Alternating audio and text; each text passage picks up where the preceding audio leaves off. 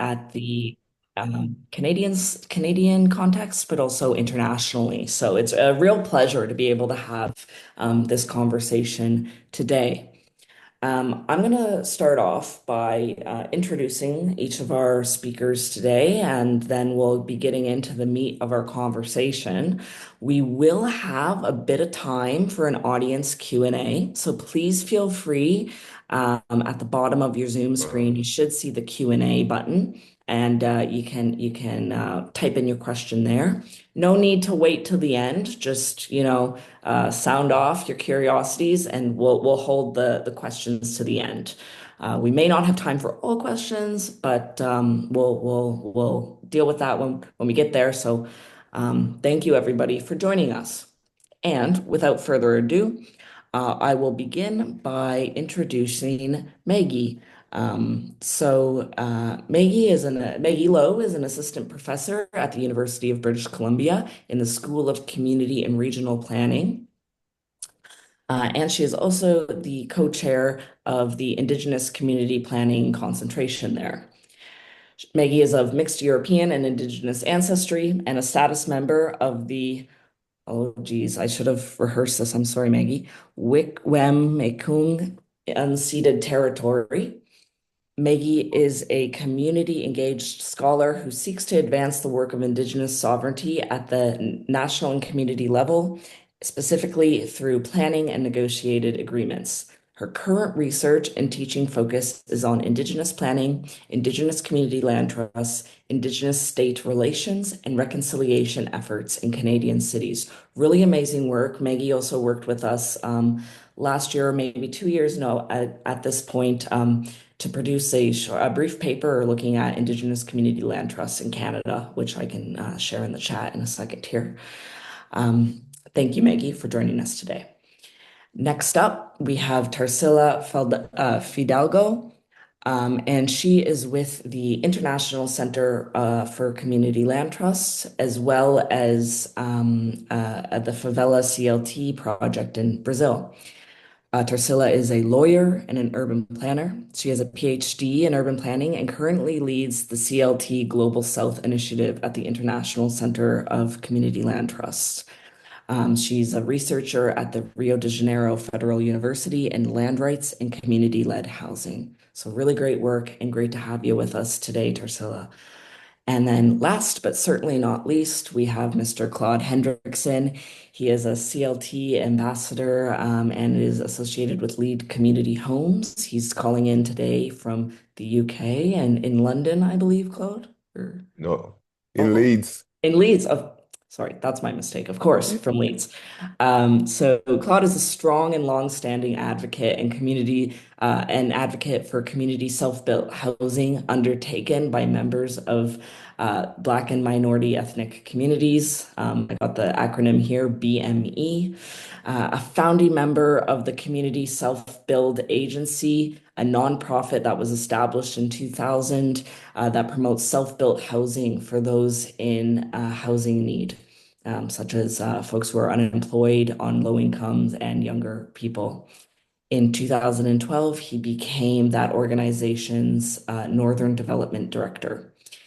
He's bringing loads of experience working with Black and minority ethnic groups across Leeds, and as well as research and publication experience. He was commissioned by the Leeds City Council in 2016 to produce a 10-year strategy around self-built, custom-built, and community-led housing, which led to the Leeds Community Homes Enabling Hubs being set up to support community-led home building across that city. So that's, the high level of all of our experts here to join us with today. But please, guys, I really encourage you to talk more in depth about your research. I know I just scratched the surface there, but I know you're bringing so much to the table today and really appreciate your time. So I'm going to get started by pitching a question to you guys, and you can all riff on it in your own context. What's really rich about today's discussion is we have Maggie, who's calling in from Western Canada, Claude calling in from Leeds in the United Kingdom, and then Tarsila calling in from Brazil. So very different contexts. So it's going to be interesting to see where there's alignment and where there may be divergence, and really looking forward to it. And so, my first question is, um, in your local area, how are community land trusts or collective land or housing models being used to push back against development pressures or displacement or gentrification? How are these being used on the ground to in that respect? And whoever wants to start first, just kick it off. And we have about 20 minutes per question. I have some follow-ups to keep us going, but let's start there.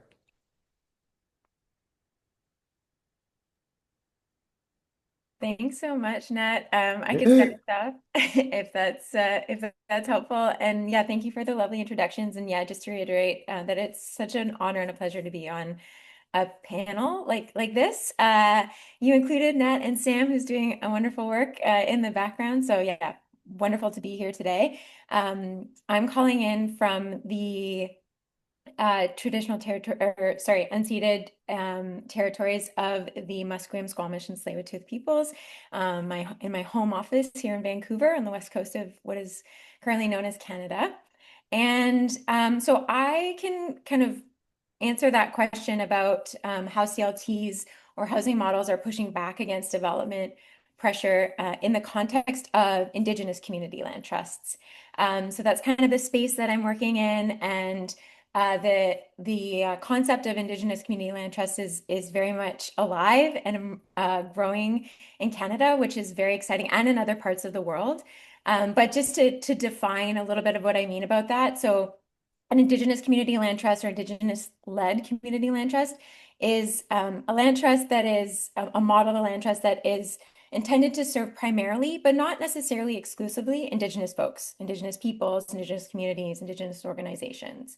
And just to, I'll keep kind of my answer fairly kind of short, but just to say that Indigenous community land trusts, at least in the context of Canada, they're pushing back on against the development pressure of housing by making the focus not just on housing, which is absolutely essential, but also on the concept of land and land stewardship, and really bringing up tensions around, what it means to own property. And I can go into examples of what that means. But just to ground in an example, there are land trusts that are emerging or that are active here in Vancouver that are Indigenous led.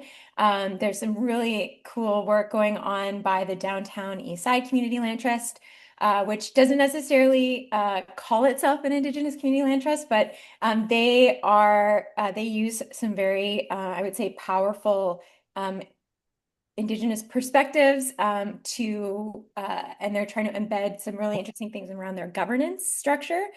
And they're working with the amazing folks on the downtown east side here in Vancouver to acquire properties and work with the SRO with the single room occupancy folks, just to basically protect those spaces and those buildings here in like a very urban center from the speculative real estate market. And that's huge here in Vancouver if you know anything about the housing market and the housing and development context here.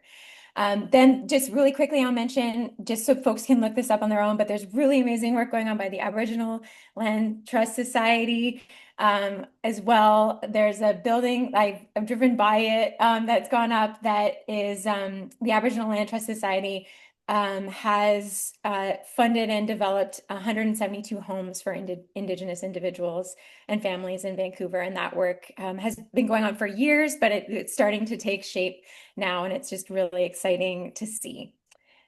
So yeah, I'll stop there. But check those things out.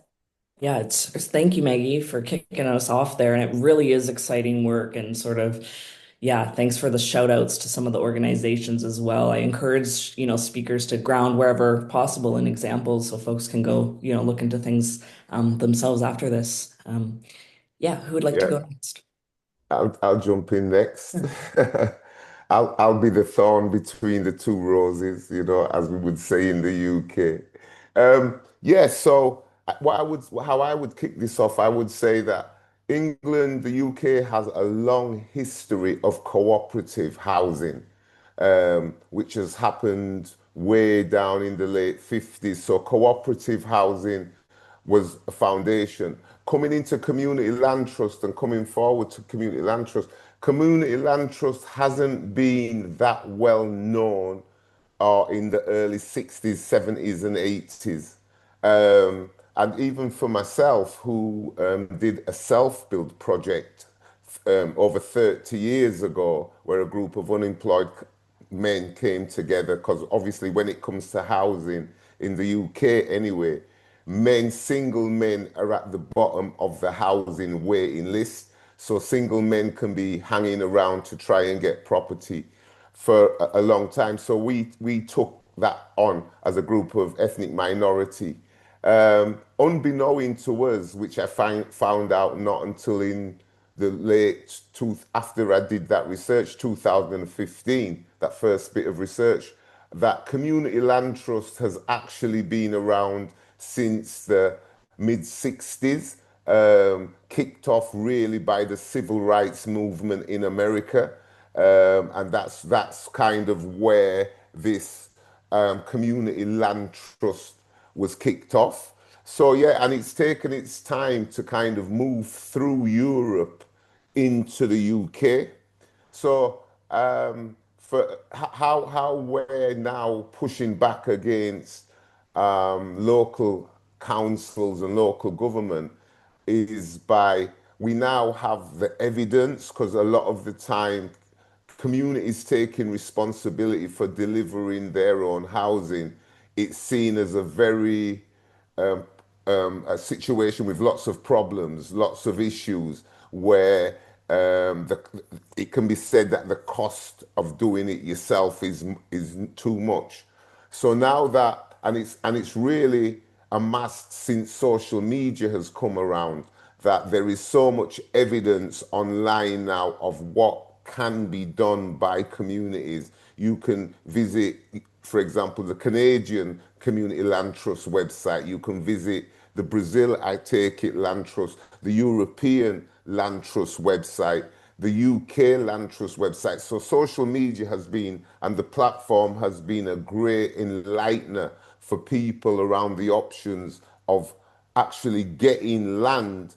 In England, a lot of the time when we was coming through, it was they would give you buildings, but they wouldn't actually give you land where you could do multiple projects, or you could do a co-housing project, or you could do a self-build or a custom build.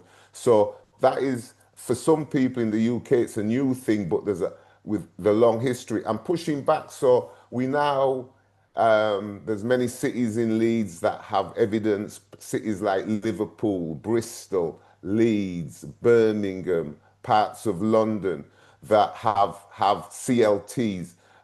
More recently, we had the National Community Land Trust Network, which set up something like 26 land trust hubs right across Britain, from Brighton all the way up to Newcastle, where so we had all of these community land trust network hubs that were speaking to each other because they were all in different regions of the UK.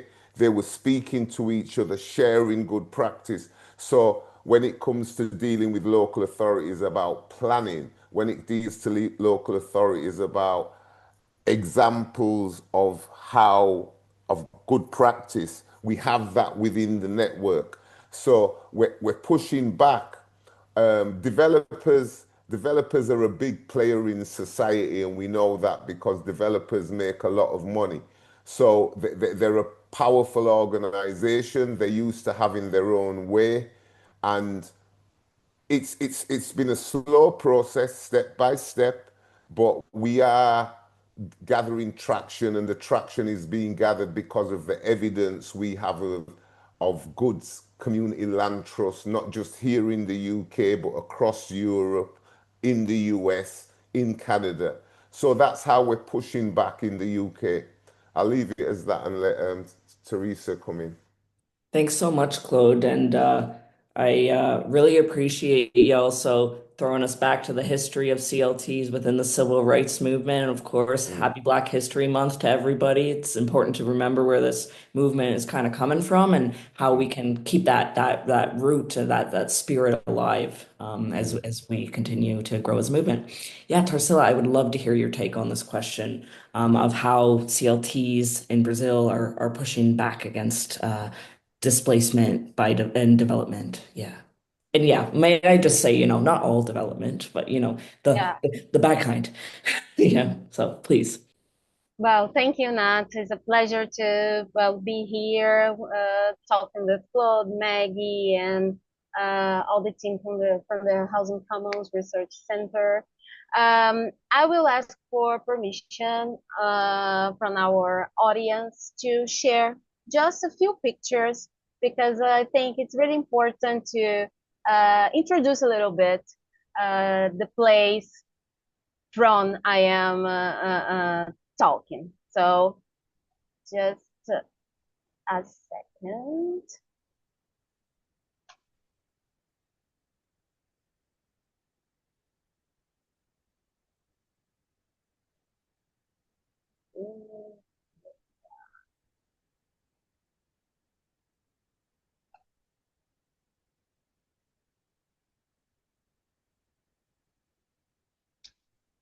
Can you see my screen? I see. Yes, I can. Loading? Ye- Okay. Okay. Yep, yep, yep. Uh, Well, so just for you to know, as Nat have greatly introduced me, I am from Brazil, more specifically from Rio de Janeiro. Rio de Janeiro is the second largest city of the country in population, but not in territory. And we have more than 1,200 favelas. Favelas are the name that we have for informal settlements here.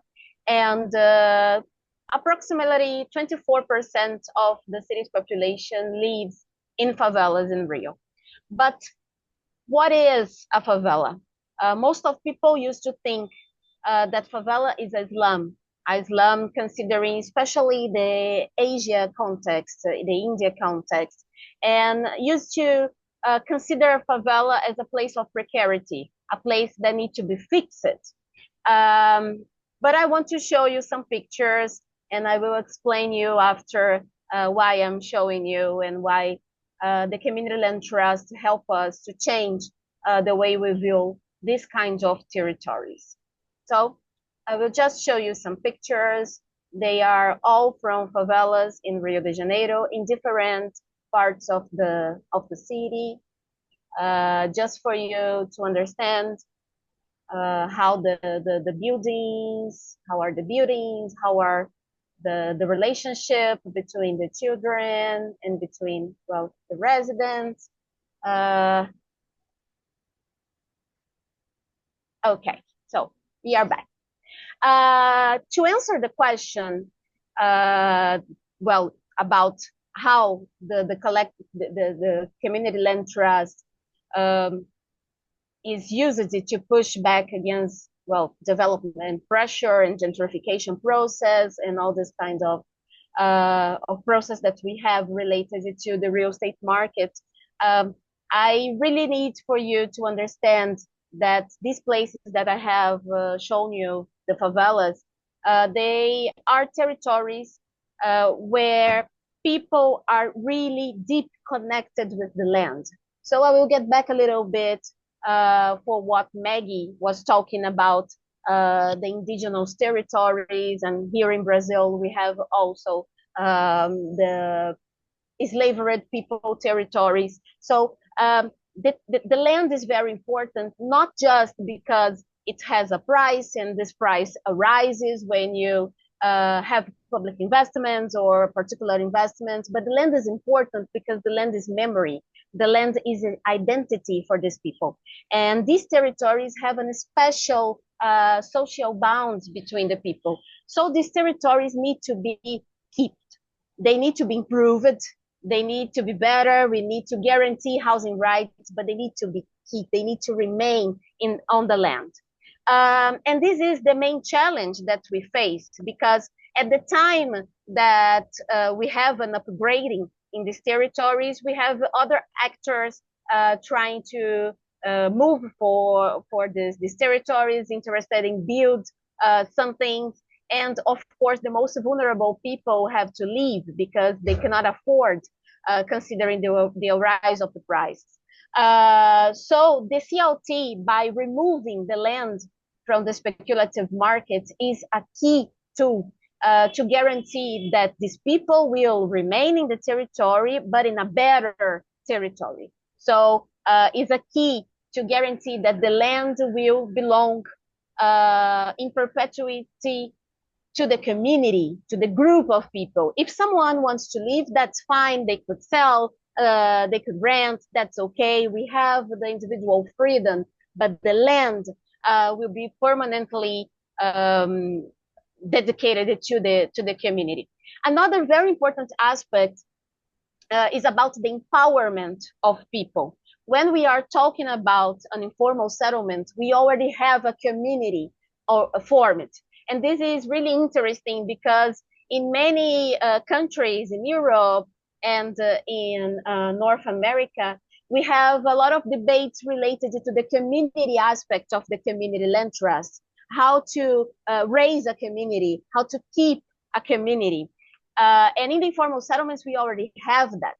But it's really important to empower these people, because these people are, well, so vulnerable, are so tired of promises, and they need to believe and to be educated for really participate in the process, to really feel part of the development process. And the CLT also helps with that. When people are very into the development process, the housing right process, they will by themselves push back people from real estate market, well, people from with other interests in the territory, because they want to stay. So I think this is the two main points to highlight in this question. The first one is the land, is this potential of the community land trust to guarantee the land for the community. And the second one, the empowerment of the residents to control prices, to be part of the development, to be even the lead part of the development process. Great answer, Teresa. And yeah, what I'm hearing is, the CLT, it's endeavoring to both meet the material needs and the social needs, of the community. And I think for certain, I know at least in Canada, I see that as well. And I'm sure in the UK as well. And so I see in the chat we've started to share some research coming out of the UK. And now I know all three of you are researchers, all three of you have published on community land trust. So for my next question, I would love to hear, and we can certainly drop some links in the chat and what have you. I'd love to hear a little bit more about your research and what sort of learnings you're taking off the ground. And that you'd like to share with us today. So maybe Claude, I'll ask you to speak first because I saw that you had shared some interesting reports. I'd love to hear a little bit more about those. Yeah, all right. Thank you for that. It was good hearing them two presentations. Yeah, what I would say is that our research in the UK, the piece of research we did with Liverpool University and Leeds Community Homes and Pathway Housing in Nottingham, was about looking in the UK at how Black and ethnic minority people had not been involved in the community-led housing sector in the past, or the numbers of people that had been involved were very small, and that none of the projects were Black-led. And why we were asking this question was because it goes back a bit to what Teresa was saying, that where our parents originate from, being involved in some way, shape, or form with the land and building your own home, it's a norm, it's a natural thing, it's in our DNA. When in the UK now, for example, that they have a system where you have to wait for the system to actually give you somewhere to live. The option of you saying, how can we be involved in building our own homes is a very distant choice for a very few.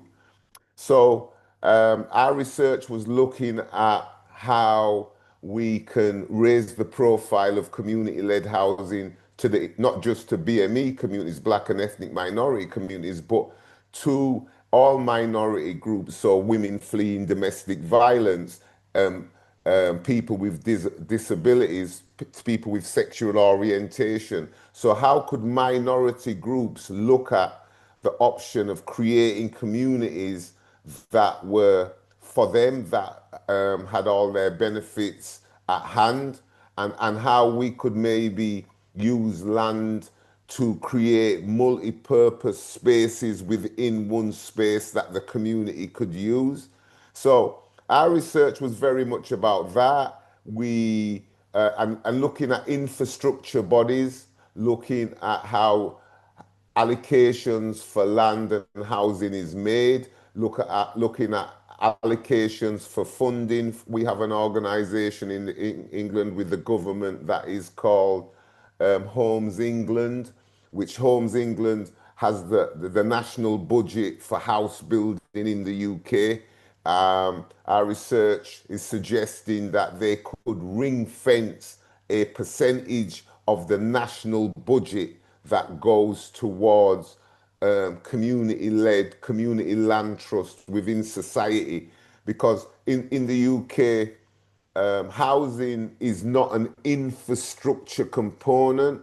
Housing is, like a police station, a school, then kind of a hospital. They're infrastructure components, but housing has been used as a way of gathering wealth for certain people. So by ring fencing a percentage of the annual government's money, and at local level as well, ring fencing that money so that groups could actually use that money to access funding, that funding to build their own houses or to build communities. I'm part of another organization, just to give you a feel, called We're Right Here, that is now lobbying the government to give communities first refusal on buildings and first refusal on small plots of land.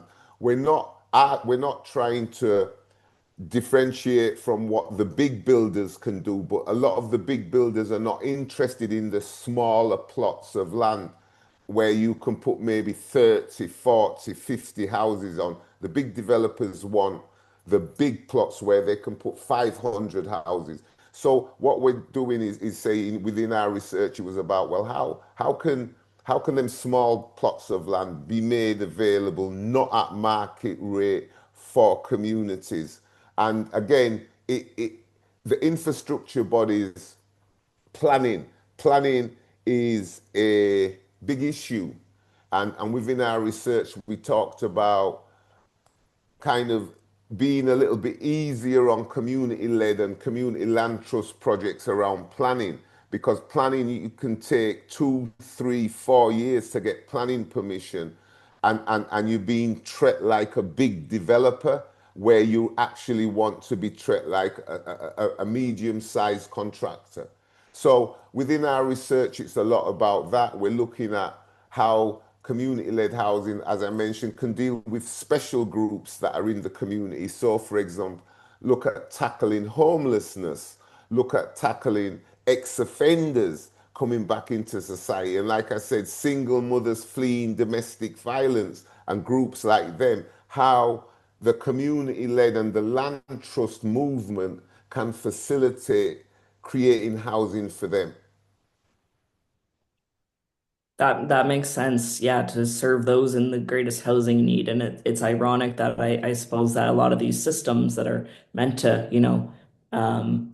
create accessible housing often are not accessible for those who might need Mm. them the most. So Yeah, thank yeah, you and, for and, and just to add to that, yeah. in England they have a term. social housing, and they have Hmm. another term, affordable housing. The two are not the same animal. You know, affordable housing can be affordable for who? Social housing is a need within society. We need to ensure that social housing happens, and it can't all be for wealth or you know everybody. Most, you know, 60% of the people in society are never going to own their own homes. They're more interested in living in social settings, and I'll leave it there. Absolutely. Thank you. And for those watching, there's a few links in the chat being shared to some of Claude's research there, which is really interesting, especially, in Canada here, we certainly have a growing movement of Black-led community land trusts that are responding to some of those, needs within Canada. So it's really great to see you doing the work there on the ground as well in the UK there, Claude. Maggie or Tarsila, to either of you, a bit more of your research? Maybe Tarsila, yeah, I saw you drop some Yeah. links, so why don't you go for it? Yeah, well, great. Our research is always focused on how to protect vulnerable groups and vulnerable population that lives in informal settlements from financialization, from gentrification, from um, actions that could be really problematic coming from the real estate market. So our focus is on trying to find ways to guarantee that these people could remain in their territories, uh, get a profit from the development of these territories, and have more power to fight against all the threats that they face. And for us, it's really clear by now that the commoning this idea of community-led policies in general, it's a key aspect in resisting the neoliberalism, in resist this specific phase of the capitalism that we are very into. So I truly believe that even the continuity of our planet depends on somehow resist this individualism, somehow resist this tentative to uh, transform everything in an asset, everything in productivity, everything in a merchandising or something, and try to see things as rights, try to see things as commons, as things um, that should benefit a group of people or all the people in a city, in a country, or even in a planet. So and for this, I believe land is central, because land is not an asset. Land is not something that we can create to sell. Land is something that we have from, well, since the beginning of the planet. And of course, the population start to grow, and now we don't have enough land for everybody, especially considering that we are mostly became in a urban society. So we want to be on the cities. We want to be at the central part of the cities, and of course, there are no space for everyone. And it's really important to pay attention on the land, pay attention about especially this collective aspect of the land. Everyone have the right to be on the land, to have this sense of belonging, to have the memory, the traditions, all the cultural aspects related to certain territory. So I think it's really important to bring it to light, to highlight this aspect. This is something that appears a lot in our research. Beside that, another very important issue is related to the governments. How to provoke the governments to think about the land, to think about the vulnerable groups in a more collective way. Because in most of the countries, especially in the Western, we have governments trying to guarantee some individual policies, individual rights, but how to provoke our governments to think in a more collective way, how to guarantee that we will have an equal in the public policy. I think this is a very important challenge, and we must recognize that now one of the biggest challenge of the community land trust model is exactly its appropriation by the governments that are making community land trusts from zero and well, ignoring or not given the importance that they need to the community aspect, to the collective aspect. So the community land trust should not be just a housing politic, should not be just a model to guarantee that people will have a physical structure to live. The community land trust is much more than that. Community land trust should be a tool to guarantee a collective thought, to guarantee another way to think about housing in this collective perspective. So I think this is the highlight point that we have researched and find so far. Really interesting work, Tarsila, and certainly, yeah, a lot to chew on there. And like, you got my head spinning, and thinking back to the Canadian context here, and I think some shared struggles as well. And of course, we all find ourselves in the global neoliberalism, so we're all in that with you.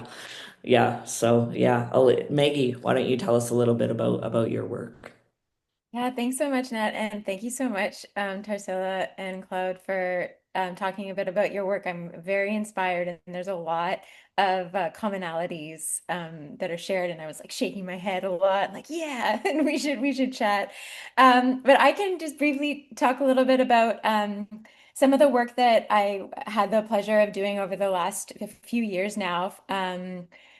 Both with the Canadian Network of Community Land Trusts, as well as research that's been supported through the new housing alternatives work, which also supports this webinar as well. So I had the honor to chat with Indigenous housing practitioners, Indigenous community land trust practitioners from different places in Canada to talk about some of the innovations that we're seeing around Indigenous community land trusts, and to Tarsila's point around what really came out of that, and it's in the report that was posted. What really came out of that is that the land trust, community land trust model it is absolutely about housing, affordable housing, stable in perpetuity housing, but it is very much also about land stewardship, Indigenous folks having access to their land, Indigenous folks being able to retake some of their land. And it's about culture revitalization, land revitalization. There's just so many innovations and things that are coming out of that work. And so just to give you a little piece of that, another research that I was able or dig into that just a little bit more. I was able to do some great work this past summer with wonderful colleagues at the University of Toronto and at the Toronto Chinatown Community Land Trust, or the Toronto Chinatown Land Trust. And we were able to hold, with some generous funding, we were able to hold a one-day knowledge exchange with Indigenous practitioners working on these really important questions and issues, and some folks like trying to start up a land trust in their on their lands or within the urban areas that they live in. And yeah, we got some really amazing folks together to talk about that were Indigenous, that to talk about like what are the struggles, what are the challenges. And so a lot came out of that day, and the whole kind of purpose was just to kind of get people connected and to really kind of like talk about these things, unearth them. And so there's lots there. I'll just share a couple of those insights from that day. So with the Indigenous practitioners, of course, there was a general eagerness and to support the effectiveness of the community land trust model as a way to really emphasize land stewardship, to even land back is the way that can be called in Canada, and also as a way to really foreground the responsibilities that Indigenous folks have to the land and the responsibilities that all of us have to it. But there's also, this recognition of the tensions embedded in CLTs and how, the CLT model is still working within, of course, these colonial legal structures, this neoliberal legal or neoliberal structure, the capitalist structure. So of course the land trust model is not perfect. There are definitely some imperfections, but for the time being, that's okay because they are really supporting some of the main priorities, which is acquiring land and starting to use that land more for, revitalization of culture, of languages. So yeah, we had this really interesting, broader conversation about how disruptive, or another term you could say is like anti-colonial, the CLT model is. And I think what came out of that, which is really great to highlight here, is that a lot of the work that's going on in Indigenous spaces, Indigenous community land trusts, it really is about governance. And it's very relational, and it's about building relationships with each other, the folks working in on the land trust that they're working on, but also in terms of land trusts don't just happen in a vacuum. There's lots of players. So just to say that this work is very relational, and even the way we move through. Indigenous folks move through conflict in this work, the way that they seek out help, the way that there's access to expertise that's values aligned. There's challenges. There's this whole other bit I could get into about challenges, where the fact that community land trusts kind of operate within the nonprofit model and how that can work, but there's also challenges there. But yeah, I just wanted to kind of highlight how much this relational aspect to the work came out of the practitioners, like the work that's going on the ground right now, at least here in Canada. And yeah, just to highlight though that there's at least from what I'm seeing and a part of, there is this kind of thirst to nurture these networks and allyships between Indigenous organizations working on this thing, and also, and to nurture relationships with allies and non-Indigenous community land trusts. And there's a whole bunch of work going on around that as well. So I'll stop there. Thank you. Amazing. Thank you, Maggie. I really appreciate some of those insights you shared from the gathering this past summer. And yeah, there's quite a lot to get in there, to get into there. So I'm continuing to see some more questions come into the Q&A, and we're doing great on time for what it's worth. So please feel free to add in more questions, and hopefully we can get to folks to what they have to say. Um, I'm going to take us forward to our next question. I mean, I think we've already touched on it a little bit, but I think we can get a bit more into it. So, how do we ensure that collective housing remains not just a response to crisis, but a sustained practice of stewardship and community care? What would it take to get, I guess, CLTs from responding to displacement to, to be really embedded in a new system and a new way of doing things? I think we've had a little bit of discussion of government's role in either, helping and hindering the success of some of these processes. I'm sure government has a big role to play. How do we get from, yeah, community land trust as, let's be real, a relatively small slice of action on housing right now to, leading real change, leading systems change? What would that look like? I guess we're speaking from our own local context, so it'd be interesting to hear this answer from different geographies and where the commonalities might lay.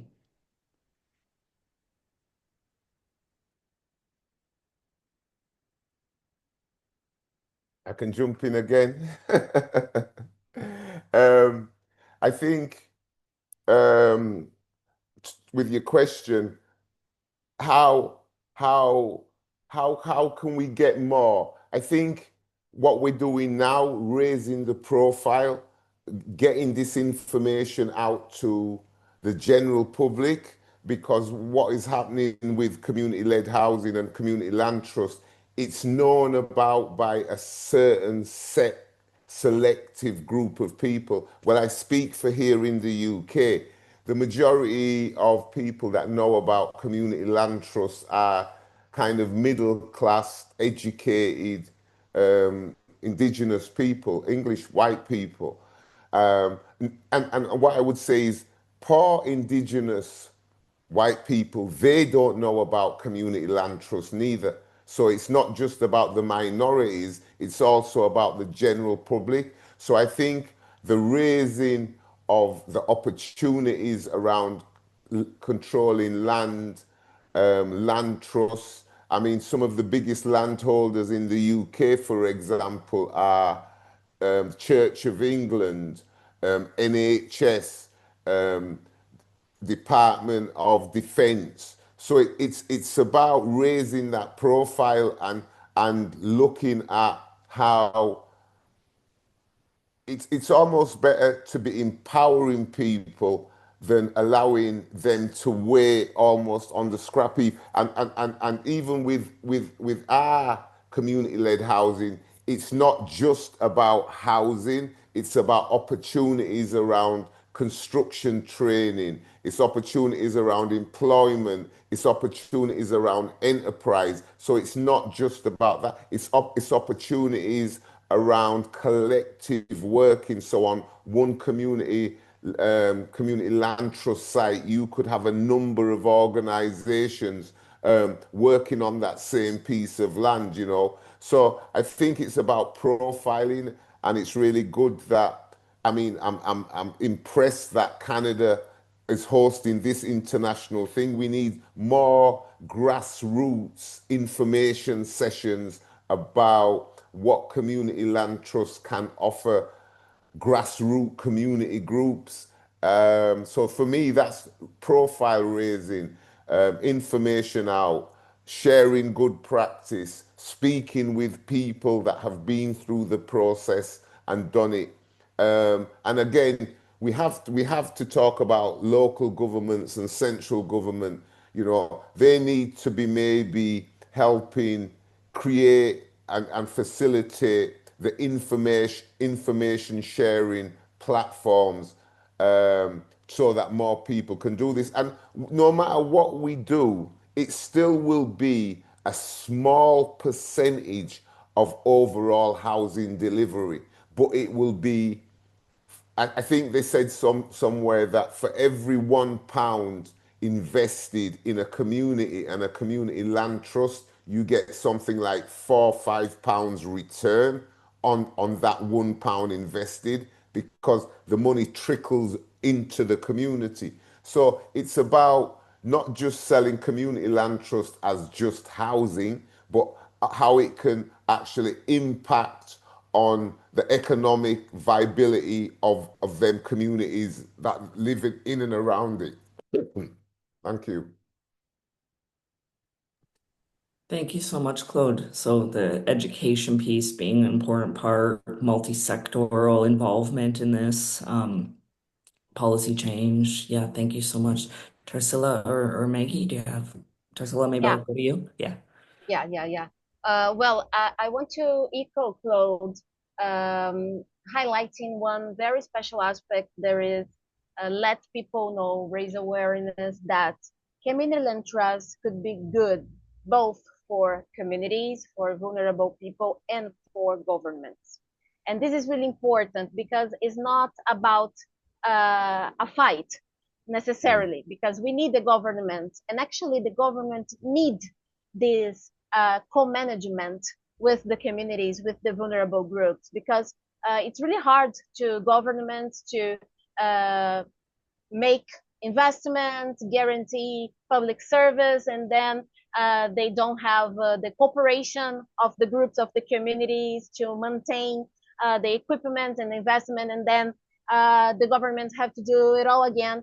So it is also tricky for the government to deal with these vulnerable groups, this land situation. So it is important to think in a community land trust uh, as a balance between government, the interest of the government and of the population, of the vulnerable people. I think this is a key point. Here in Brazil, we have used a lot this argument in our advocacy work to guarantee that the government could be at least a minimum cooperative with our efforts to raise a community land trust in some favelas. So I think this could be something interesting to have on our mind.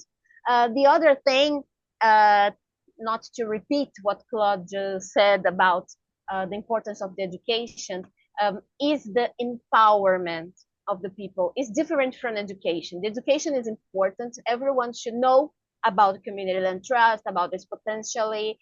Everyone should know about land valorization, about financialization of housing. Everyone should know about what is involved in our actual context of housing and land rights. But to empower people, it's something more. Is to guarantee that people will have the information and they will be able to act. So it's guaranteed that we will change a little bit our mindset to think about the groups, the grassroots groups, to think about the communities as the lead of the process of development, as the lead of the process of management. So I think this is really important too, because if we don't do this kind of reflection, we have the big risk that community land trust will be very soon just another model of housing provided by the government and with no potential to empower people, to guarantee this collective aspect. So it's really important to guarantee that these things will be together. These values, this mindset together with the government support, the educational task that we have to be able to really transform the way we see housing and not just create another model to be used by the government. Thank you so much, Tarsila. Maggie? Yeah, thank you so much, Tarsila and Claude. But Tarsila, you took it what I was gonna say, which is okay. That's great. I can add a little bit to that just in the Canadian context, from what I'm seeing, what it's worth. Another insight that came out of this one-day knowledge exchange that I talked about earlier was really the role that Indigenous women are playing in this work and the role that to us LGBTQIA plus folks are doing in this work. Like that, I think if we can really highlight and put, we're talking about empowerment, but basically put this work in the hands of Indigenous folks, Indigenous women, in the hands of Black folks in, underserved, historically underserved communities, racialized folks. Like these are the folks that know this work, and have and know, the struggles and the challenges. Of course, it's, the work. Of course, it's in the context of them wanting to take on this work, but it's really about like the empowerment, the advocacy of this. And I just really do want to highlight this word that came up in this in the work a lot is rematriation, and that's really looking at the role of women. So I just want to highlight that in the excellent answers that have been given so far. Yeah, thank you so much, Maggie. And yeah, I mean, for what it's worth, most of, a lot of the Indigenous-led community land trusts in Canada do quite clearly have women leading the projects as well. So this concept of rematriation, I think, is hugely important when it comes to, shifting our relationship to land and the question of who might lead. Um, well, these were all really great answers. And something that I was hearing, I guess, I think all panelists touched on this at one time or another, was this idea of community land trusts being vulnerable to being co-opted by government and seen as another housing tool. And I think, it's something I certainly always need to be wary of at the network, kind of monitoring what the public discourse is, how community land trusts are talked about by government. Um, so, and I bring this up because we have a question in here that might kind of lead into being co-opted by potentially by private sector actors. So I'm gonna bring us over to the audience Q&A, and we have a healthy amount of time here left. So still encouraging folks to type in their questions. And this question is coming from Stefan Hodges in Winnipeg. So he's with the West Broadway Community Land Trust. He says, a question we're running into in Winnipeg on Treaty 1 land is how we feel about partnering with private investors. And he's particularly talking about an acquisition opportunity where the ownership of the real estate would be split between the CLT and a private real estate company. So co-ownership, I suppose. Do our panelists see examples of of similar partnerships where community would still maintain control, and still works towards decommodifying property when private equity is involved? Or is that something they should be wary of? So wondering, have you guys seen this sort of thing? I can maybe we can you guys can see the Q&A there if you need to look at the question as well. But wondering what folks are, we've talked a lot about being co-opted by government or risks there, risks of working there, what might be the risks in this sort of situation. Well, I can jump in. Mhm. I think it's possible to have a healthy partnership with private partners, but to guarantee that we will maintain the values of things, it is really important that the community, the group, have a great support from technical allies, to have a great contract, to have a great mechanisms of conflict resolutions. So we need to guarantee, because when we talk about vulnerable groups or vulnerable people, we are not just talking about poor people, about people that have been uh, um, well massacred during the time, like the indigenous or women or all these things. We are talking about people that don't have the same tools than the real estate market and the government. So to guarantee the equity between these partners, between the private partners and the community, is the key for me for to see if this partnership will really be good, be helpful for both parts. If we don't have this, I will tend to advise to try to escape from these partnerships. Okay, so sort of, yeah, safeguarding, making sure that values aren't compromised in this, and having strong protocols if there is a conflict, how that will be addressed, and how to guarantee the equity in the projects, basically, is what I heard there. Claude, did you want to weigh in on this?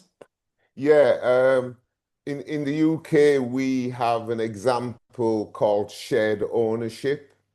Um, and what I would say to any group, that when you write in your documents at the front end and get a lot of legal support, because usually when projects happen, it can be because individuals have made good relationships. So, say the CEO of a company has an ethical, wanting to do ethical things. So they push through this project. But in the years to come, that private company may be led by somebody else who has a different view on things. So you need to make sure that the legal paperwork, because obviously any development will, based on what we've seen in the past, in the years to come, it will increase in value. Now, at the time when it increases, that private investor may want market value for their investment. And then you've got the community that want to remain a community. And it can then be a fight against, well, we could, for example, we could demolish all these houses because the land is worth so much. And we bought that piece of land this year for 500,000, but now the land is worth 10 million, and the private investor wants to call in that money that they've invested. So the legal paperwork needs to be very much leaning to the grassroots community group. They need to be protected because the private investor can get the best solicitors when they're ready. The community organization. So I think it's very important at the front end. I've seen examples where a deal is signed because the community want this thing so much, and they don't read the small print. And 15 years down the line, they end up, because people within the community group will move on and pass away. And so it's about the legacy. We've got to, when you're securing the deal, it's about the legacy. It's about the legacy. You want to believe beyond me, this will remain in the community. So, number one, there are lots of philanthropists out there that have the ethical view and the ethical, but it's about who manages there, and it can become legal arguments in the future. So you need to protect the grassroots groups. Another really great answer there, Claude. And yeah, I mean, when we're talking CLTs, we are always, trying to talk generationally and in perpetuity and permanence. So it can be very a shiny, alluring thing, and sometimes I guess some things can be too good to be true. And you raise a really good point about, leadership of organizations and how that can change. So to ensure you're relying on a little bit more than just good intentions, because Yeah. what happens when those change? Really great wisdom there shared. Maggie, did you want to weigh in on this one at all? I don't have much to add. I think these answers were really great, other than to say, and this does unearth a huge tension, I think, in this work. But I can't think of any specific examples where there's kind of that private kind of partnership with a CLT. I can in terms of there's development happening here in the Lower Mainland with nations that are working with development companies to develop housing on their lands, which is a bit different. But I think some lessons that are coming out of that, this is anecdotal, but are, a lot of this work, it'll take some risks and it will take, if you can, and this is where the tension lies, because all of this work is so urgent and it's so important, and like people's lives are, they're affected and by this work. But as much as you can, to take the time to do exactly what Claude and Tarcella is saying, is to really, get that legal team rate when you can. Unfortunately, you have to do this, raise the money to get to have the time, the legal assistance, all of that. Like that is just as important in this work. Yeah, so just add that. Thank you. Thanks so much, Maggie. Um, Claude, did you unmute? Did you have anything more to say there? I just noticed you were unmuted. Um, yeah, I think both points are absolutely central. I think governance, sometimes community grassroots groups can be so ingrained in the issue that they miss the governance, the importance of good governance and training around that governance. But as you mentioned before, there can be a good relationship with local government, for example, as opposed to a private investor, because to me, the local government who may be the custodian of that piece of land that you're going to require, they can agree with you that if in the history of your project it goes in the wrong direction, that piece of land will not be just sold off to the highest bidder, but it will come back to the local government, which then may give it an opportunity. Whereas a private investor would just say, if it goes wrong, they'll just take it and go and get market value. So I think, where you can, if possible, you work with your local government because they're going to remain. It still is about individuals that lead that local government, but at least they have hopefully a vested interest in that area. A private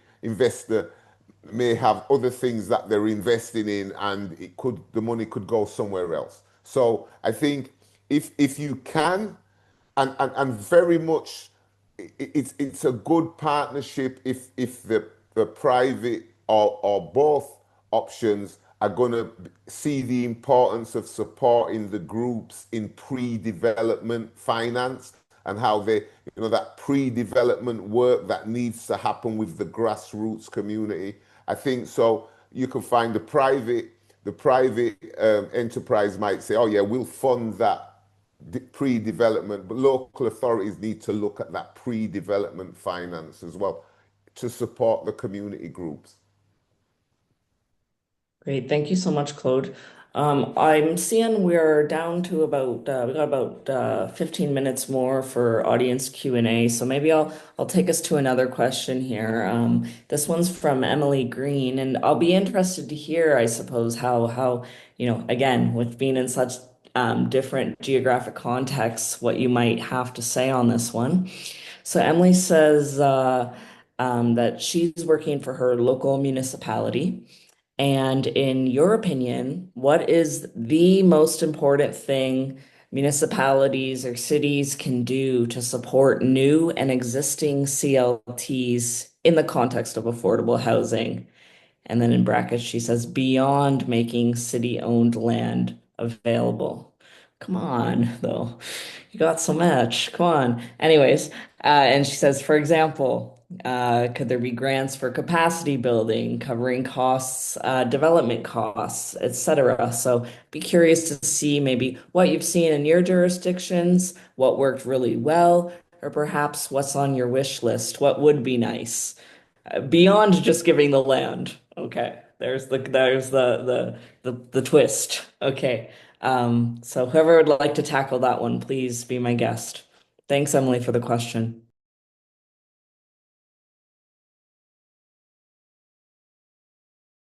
Principality, the Canadians and the Americans use different language. So I'd like when maybe Maggie, you could take this one as a start because principality.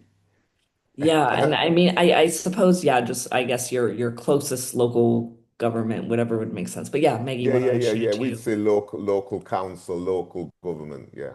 Yeah, it's a bit, so I'm not on the ground doing this work. So this comes from a bit of a like a high level assessment. And actually, Nat, I feel like you would be very well positioned to answer this question. So It's please, true. It's true. yeah, so It's please, true. not to Yeah. pass the book, but I just wanted to add, like, to be honest, like have from the Indigenous perspective and for Indigenous Community Land Trust, having access to land and taking away as much of the bureaucratic stuff that happens that needs to happen. I almost swore there. I didn't want to.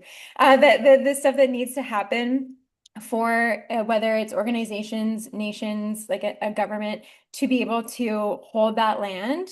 Um, that is like land is the most important thing. And there are going to be, grants are great, access to money, like funding, capacity building, all of those things I think are kind of encapsulated in that. So that's maybe not a specific answer, but just to highlight, like truly, like having access to that land is, I would say, from an Indigenous perspective, the most important. Mm. Like, Um, for me, in the UK, we have urban settings, which are the big cities, but we also have rural settings, which are like the countryside. So the rules that govern them are a bit different. You have parish councils out in the rural areas, and in the cities, you have local authorities. And I take your point about not having to ask the local authority to give or sell you the land. The land could be community transfer asseted for, in the UK, maybe 999 years. So it actually is still an asset of the city, but it is going to be utilized by the community. The community have first call on it for the next 999 years. That is a compromised position.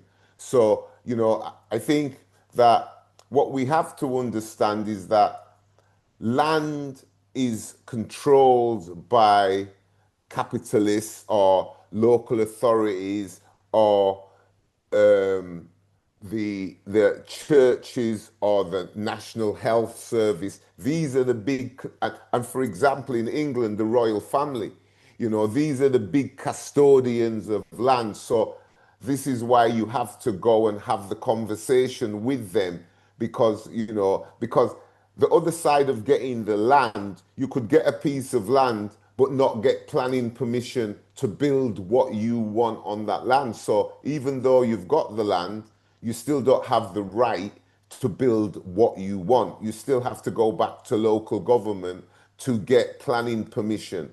So that with getting land is one thing, but there are still hoops you have to go through and hurdles you have to jump over to deliver that community project, whether it be housing, whether it be an adventure playground, whether it be a school, whether it be a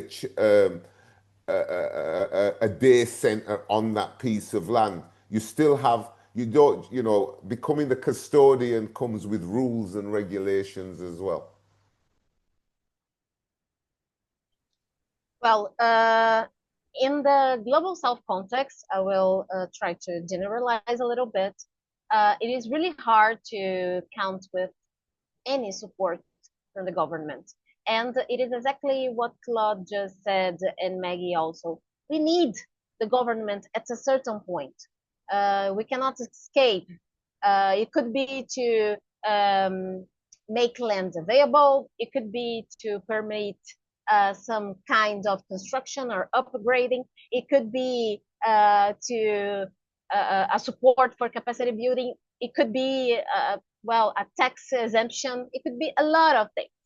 And so in the global south context, with very few exceptions, we need any support, any, because the governments are mostly together with the real estate market, trying to sell the city land as an asset, trying to transform land in a financialized title or something as a mortgage, title and thing.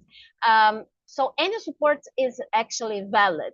I cannot highlight one more important, even because it depends of the context of the community land trust.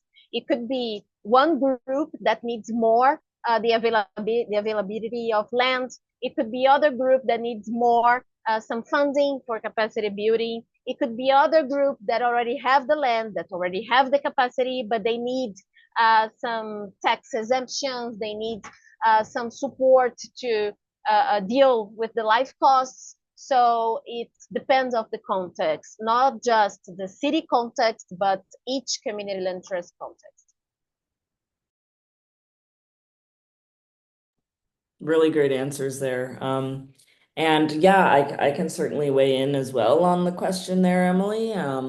I mean, I would echo everything that was just shared, but yeah, particularly, what Tarsila just shared that, it's hard to say whether one is more important than the other, and it does really depend on the local context.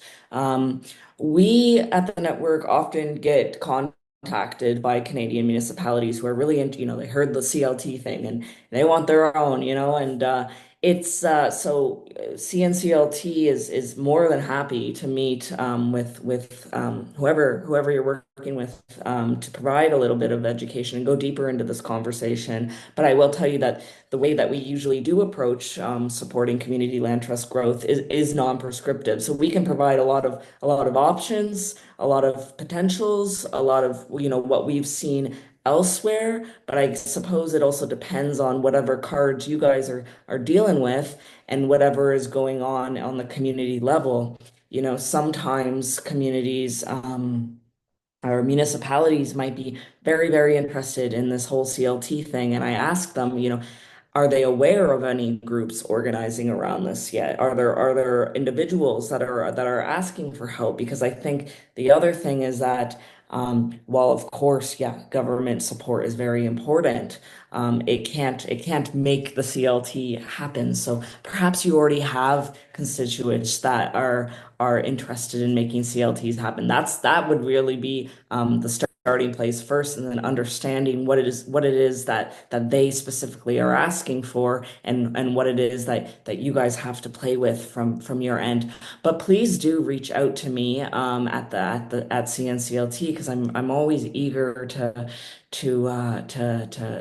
support. And I may have Googled which municipality you're coming from, and I may be spending some time there soon. So would love to chat further, and thank you for that great question.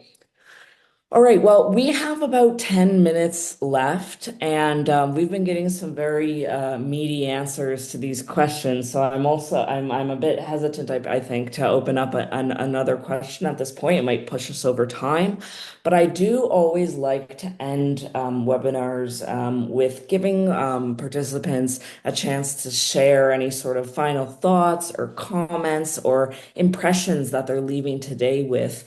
I take it that this is you three's first time being in conversation with each other, so I'm certain that new ideas and questions have sparked. So why don't I just leave it for 1 or 2 minutes each, let's say, final impressions, and then I'll have some final information to share with our attendees. So I'll leave it there, and maybe I'll pass it to Tarsila first on this one. Well, I would like to thank you very much for this opportunity. I really hope that we can keep in touch with the attendees, with Claude, Maggie, with all the team from Housing Commons Research Center. I think it's really important, this kind of exchange, you hear from each other, considering that we are here with Canada, UK, and Brazil. I think we could definitely identify a lot of common worries, a lot of common aspects, even considering the great difference between our context, social, politics, economic.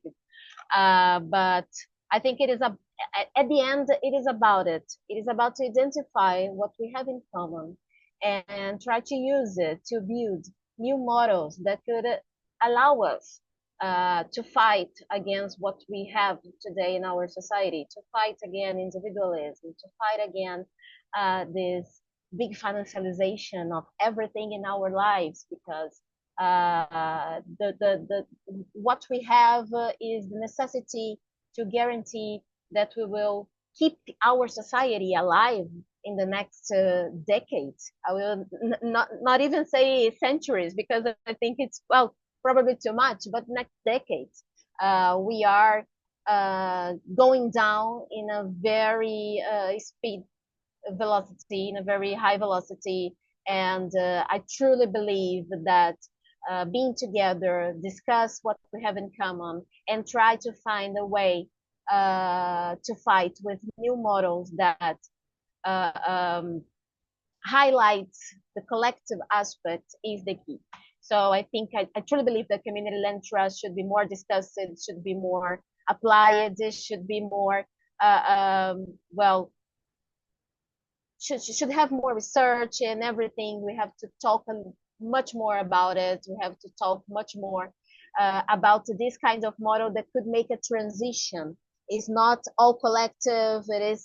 There is something individual freedom, but it well presents the collectiveness in a more formal way. So this kind of transition models, I think, is exactly what we need right now in the world. So I truly believe in what we are trying to do here. Me in Brazil, Maggie in Canada, Claude in the UK, you, Nat, in Canada too. So I think that's it. Being together, have strength to keep the struggles and try to build a better world for everyone. Wonderful. Thank you for leaving us on that. Claude or Maggie? Go I for it, Maggie. Yeah, I can, Teresa, that was so articulately and beautifully said. Thank you so much. I echo that it's been such a pleasure to speak with all of you today, to share insights, to share thoughts. It's really meaningful, and I agree with both Claude and Tarsila that we need more of this. And thank you to Nat and Sam and all the folks involved with hosting this webinar. I'm sure there will be more, and there have been lots that have been coming out that I've been seeing, which is amazing. I also have, on like a hopeful note, I have my students here at the University of British Columbia in Canada are becoming very interested in community land trusts and Indigenous community land trusts. I'm getting emails quite often actually saying like, oh, I want to do a paper on them. Like, can you put me in the right direction? So the good, it's spreading the word of the possibilities of community land trust is definitely spreading. So I'll say that. And just to say that, yeah, I was really inspired by the commonalities, by the different of the geographies that are speaking of today. Tarsila, talking about the deep connection to land and how land memory and holds memory and identity, that really struck me. So thank you very much for articulating that so beautifully. And Claude, the historic and like the institutional in a very good way, like kind of memory of public housing, of community, of land trusts in the UK. I think there's so much to learn there within even for the Canadian context. So yeah, just thank you both very much. And just to say, I think, just to answer that question that led the kind of the overall ethos of this webinar, like what happens when housing is treated as a shared responsibility, not a financial kind of product, is that, people are treated with the dignity and respect that we all deserve. And so, community land trusts, I think, can help in that. I'll leave that there. Yes. Okay. Wow. Well, both of you have said a lot of what I would have said and said it very eloquently. Um, but yeah, for me, I want to thank the team that invited me to be on this Zoom event, this information session. I want to thank them for that. I wanted to really say I've enjoyed hearing, and I agree, even though we're in different geographical places, we have the same actual intent, same drive, same understanding. So it was really great to hear that. I think, I think, as we mentioned, as was just mentioned by Maggie, young people, I'd like to think community land trusts will give some people an opportunity going forward to shape their world going forward. Because when I look at every big city across the world, homelessness, people sleeping on the street seems to be becoming more evident. Community-led housing, community land trust could be helping drive that and give opportunities. And I say to our young people because many of them are being priced out of the housing market as we speak. So yeah, it's been really good to share. And what I say for me as a closing point, I stand on the shoulders of them civil rights movement people from the 60s. I'm honored to be here to draw reference to them, and I stand on the shoulders of them because they've been an inspiration to me. And when even though it was black and ethnic minority, this goes out. This is evidence that minority groups can be look at a solution. And within the UK, we talk about cooperative housing, we talk about co-housing, we talk about custom build and community self-build, we talk about the empty homes program as part of the discussion of community land trust. So again, I want to thank each and everybody that took the time from around the world. I don't know which parts of the world you're listening in from, for taking the time out. Spread the word. Community land trust can be an option for the needy, those and can be an option for affluent, but it can be an option. And let's continue to beat this drum and let more people have an option of community land trust and the community land trust network. Thank you. Thank you, Claude. All three of you, really, really powerful speakers. Really, everyone's articulate and eloquent. So props to you. I want to thank everybody for joining us today. And this was hosted by the Housing Commons Research Center, and we're part of a larger research project known as New Housing Alternatives. Sam has shared a few of that information in the chat. I'll also let folks know, picking up on of some of what Tarsila was referencing there with our climate emergency. Our next webinar is going to be Thursday, March 26th, where we're going to be looking at eco-villages and eco-communities across Canada, looking at the intersections of affordable housing and environmentalism, climate resilient housing, and so forth. So please check that out. And once again, thank you for everybody for joining. Thank you, Sam, for your support in the back end. And did you have any final words to share, Sam? I saw you pop up. No. No, not really. But it's great to be here. Thanks everybody for sharing such fascinating insights and a wonderful conversation. Yeah, and I encourage everybody to check out some of the research shared in the chat today. So thank you, everybody. Have a good rest of your Thursday. Thank you guys so much. This was really wonderful.